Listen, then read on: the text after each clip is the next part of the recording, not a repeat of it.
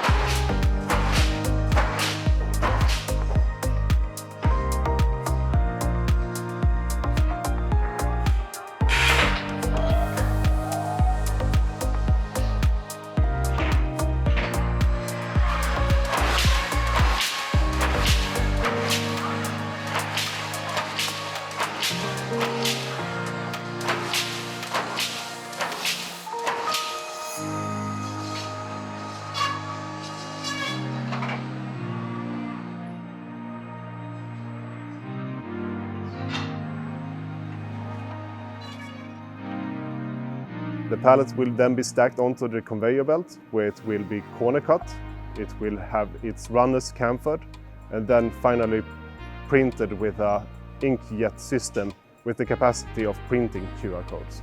After printing, the pallet will end up in the first robot cell, where it will be stacked and exited through a conveyor system. With this new system, you'll be keeping your flexibility of making custom pallets for a customer, while extending the capacity of doing European standard pallets as well. If you have any questions or inquiries about the system, don't hesitate to give us a call.